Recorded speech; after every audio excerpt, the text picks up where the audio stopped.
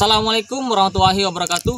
Perkenalkan, saya Iqbal, guru fisika SMA Negeri 2 Blimbing, Kabupaten Melawi, Provinsi Kalimantan Barat. Semenjak dihapusnya ujian nasional, AKM mulai marak diberitakan dan diperbincangkan.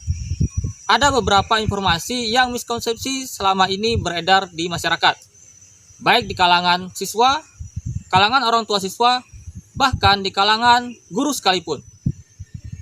Nah, sebenarnya apa sih itu AKM? Apakah AKM adalah program pengganti ujian nasional? Setelah saya mengikuti BIMTEK seri belajar AKM di akun guru belajar dari Kemendikbud, banyak informasi menarik tentang AKM yang saya ketahui. Untuk selengkapnya, simak video sampai selesai.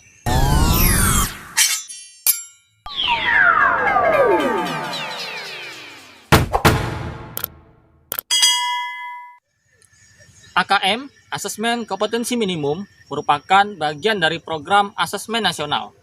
Program asesmen nasional adalah program baru dari Kemendikbud sebagai upaya untuk melakukan penilaian terhadap mutu pendidikan di setiap satuan pendidikan atau setiap sekolah. Hal ini tentunya menjadi langkah dari pemerintah untuk melakukan peningkatan terhadap mutu pendidikan di Indonesia.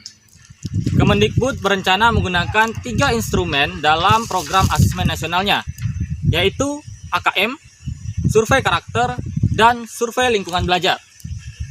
Yang pertama, AKM. AKM untuk mengukur kognitif, kemampuan kompetensi secara mendasar, yaitu ada kemampuan literasi dan kemampuan numerasi. Dengan kata lain, kemampuan berbahasa Indonesia dan kemampuan berhitung atau matematikanya. Kemudian yang kedua adalah melalui survei karakter. Di sini untuk mengukur sikap, keyakinan, hingga ke Pancasilaan. Dan yang ketiga adalah melalui survei lingkungan belajar. Nah, di sini untuk mengukur pengaruh faktor lingkungan belajar terhadap input maupun proses dari proses pembelajaran. Selama ini, UN ujian nasional selalu dijadikan acuan untuk menentukan kelulusan individu tiap siswa. Berbeda dengan AKM, asesmen nasional, tidak berkaitan dengan penentuan kelulusan siswa. Jadi, jika selama ini ada informasi yang menyatakan AKM menentukan kelulusan siswa, tentunya itu adalah informasi yang keliru. Ujian nasional dilakukan pada siswa kelas akhir pada setiap jenjangnya, yaitu pada kelas 9 SMP sederajat dan kelas 12 SMA sederajat. Berbeda dengan AKM, asesmen nasional yang dilakukan pada siswa satu tingkat sebelum kelas akhir, yaitu kelas 8 SMP sederajat, 11 SMA sederajat, bahkan kelas 5 SD sederajat. Nah, mengapa demikian? Hal ini dilakukan agar siswa yang mengikuti survei AKM di sini merasakan perbaikan proses pembelajaran setelah didapatkannya hasil pemetaan mutu pendidikan di sekolahnya. Sehingga di kelas level atas berikutnya dia merasakan perbaikan proses pembelajaran. Pada ujian nasional, seluruh siswa yang berada pada kelas di jenjang tersebut wajib mengikuti ujian nasional. Berbeda halnya dengan AKM, asesmen nasional, yang hanya diikuti oleh sekian persen dari jumlah siswa yang berada di kelas pada jenjang tersebut, melalui survei secara acak. Artinya di sini hanya sebagai sampel. Nah, tentunya kembali kita tegaskan di sini, tentunya di sini keliru jika mengatakan AKM menentukan kelulusan tiap individu, tiap siswa. Jika sasaran dari asesmen nasional berbeda dengan ujian nasional yang fokus terhadap penguasaan terhadap beberapa mapel yang diujiankan. Pada asesmen nasional, fokusnya adalah terkait pengukuran terhadap kompetensi dasar, yaitu literasi dan numerasi, survei karakter, dan survei lingkungan belajar.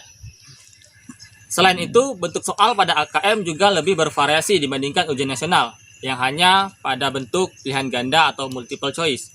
Pada AKM, bentuk soalnya bisa pilihan ganda jamak, yaitu jawabannya bisa lebih dari satu, kemudian bisa menjodohkan, isian singkat, bahkan uraian.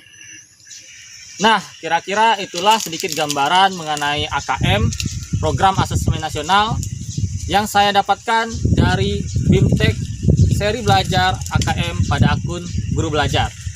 Nah, untuk mengetahui lebih lanjut, bagi rekan-rekan guru sekalian, bisa mengikuti program BIMTEK seri belajar di akun Guru Belajar.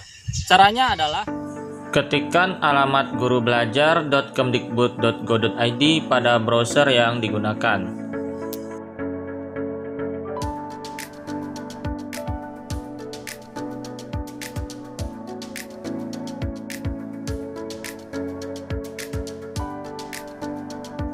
Pada tampilan berikut, selanjutnya silakan klik masuk pada pojok kanan atas. Masukkan nomor surel dan password akun SIM PKB, kemudian klik masuk. Jika berhasil masuk, maka tampilan akun Guru Belajar akan terlihat seperti berikut. Berikut adalah daftar seri atau BIMTEK dari Kemendikbud.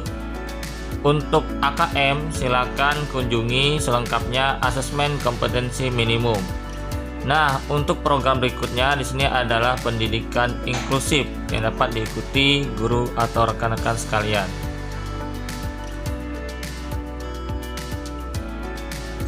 Pada seri AKM, asesmen kompetensi minimum, terdapat dua agenda kegiatan, yaitu pengimbasan AKM, membuat video terkait AKM seperti yang saya lakukan, kemudian kegiatan BIMTEK guru terkait informasi tentang AKM. Sering-sering kunjungi akun Guru Belajar Anda bagi para guru sekalian untuk mengetahui informasi terbaru terkait BIMTEK dari Kemendikbud di akun Guru Belajar Anda. Ada yang sudah berjalan, ada yang sedang berjalan, maupun untuk BIMTEK yang akan berlangsung ke depannya. Dadah!